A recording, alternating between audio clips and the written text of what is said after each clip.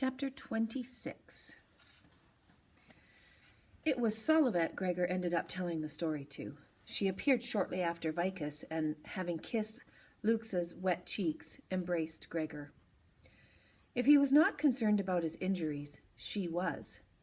She immediately led him down to the hospital section of the palace to be treated. While doctors cleaned and stitched his leg and tried to bring down the swelling in his nose, Gregor spilled out everything that had happened since they had parted.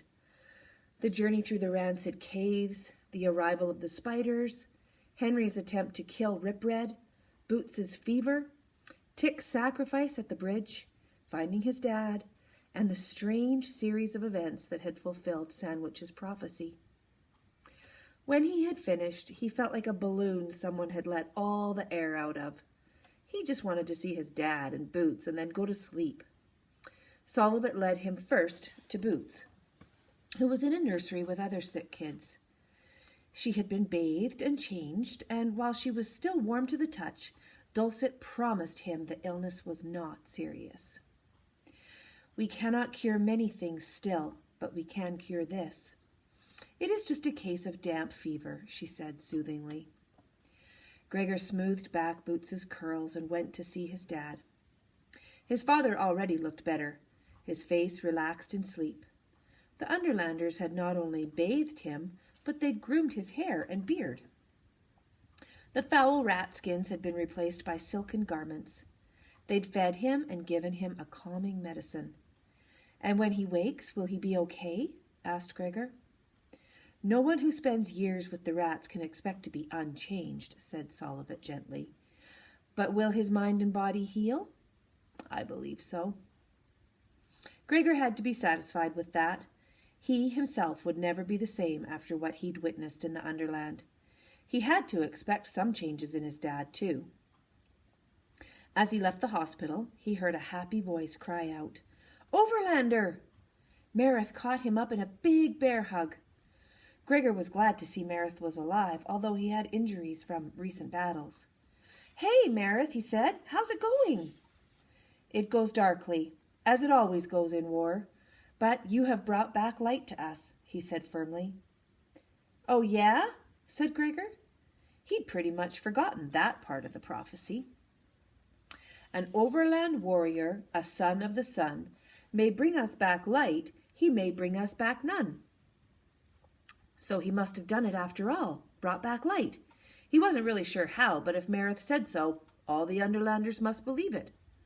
"What light?" he asked. The images that filled his head were relentlessly dark. When news of King Gorger's death reached the rats, they fell into chaos. "We have driven them far back into the Deadland. Without a leader, they are in total disarray," said Mareth. "Oh, good," said Gregor. "I hope it lasts." Mareth took him to his old room, the one he'd shared with Boots. He took a short bath, just to lose the smell of rotten eggs that clung to him from the dripping tunnel, and fell into bed. When he awoke, he sensed he had slept a long time. For the first minute or two he lay in drowsy security, not remembering.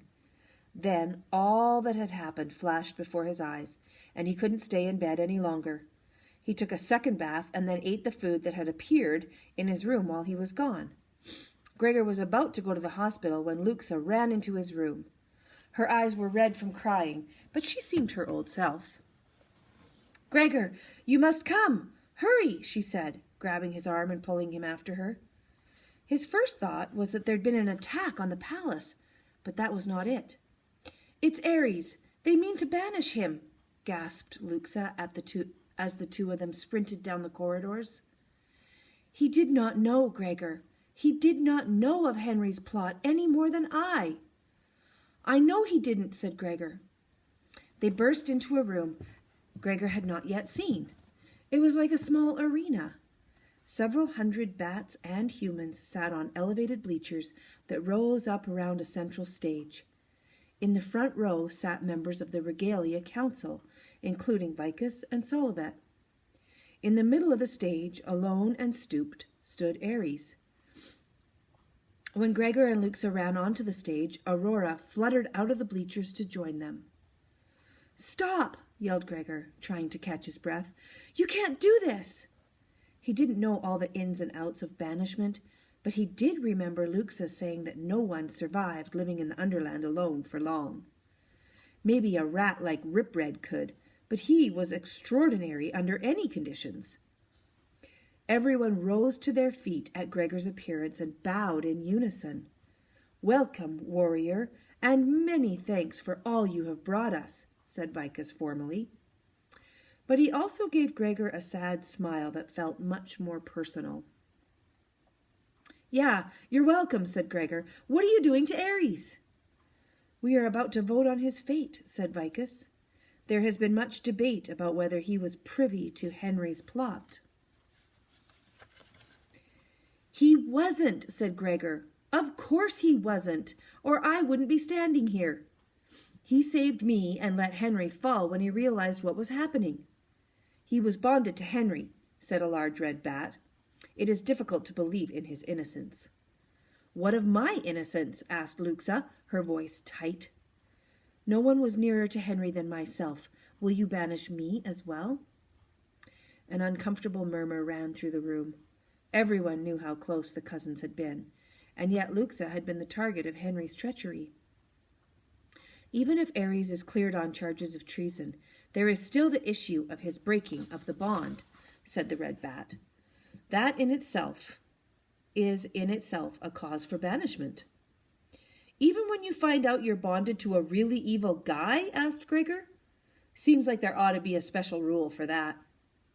Several members of the council began to dig through piles of old scrolls, as if hoping to find an answer to his question, but others were clearly after blood. "Whether he is banished for treason or bond breakage, I care not. I just want him gone." "Who among us could ever trust him again?" shouted a woman.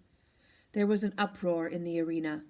Ares seemed to hunch down even further, as if crushed by the weight of the anger against him. Gregor didn't know what to do. He couldn't stand by and watch them throw Ares out into the Deadland to fend for himself. But how could he change their minds? The red bat echoed the last words Gregor had heard clearly. "Yes, who among us could ever trust him again?" "I could," yelled Gregor, silencing the crowd. "I trust him with my life." And then he knew what he needed to do. He ran to Ares and extended his hand. The bat lifted his head in puzzlement, then understood. "Oh no, Overlander," he whispered. "I am not worthy to accept." Gregor reached out and grabbed the claw on Ares' left wing with his right hand. You could hear a pin drop in the room as he spoke the words. "Ares the Flyer, I bond to you." That was all he could remember of the pledge Luxa had told him, but she was right behind him, feeding him the words in a whisper. "Our life and death are one, we two. In dark, in flame, in war, in strife." And the last line came to Gregor without prompting. "I save you as I save my life." Some hope had come back into Ares. The warrior bonding with him was no guarantee he would escape banishment, but it was something that could not be easily ignored. Still, he hesitated. "Say it," said Gregor softly. "Please say it back." And Ares finally did, replacing his name with Gregor's own. "Gregor the human, I bond to you. Our life and death are one, we two. In dark, in flame, in war, in strife, I save you as I save my life." Gregor stepped back to face the crowd. He and Ares stood before them, hand still locked to claw. Gregor spoke with a power that was entirely new to him. "I am the warrior. I am he who called. Who among you dares banish Ares, my bond?"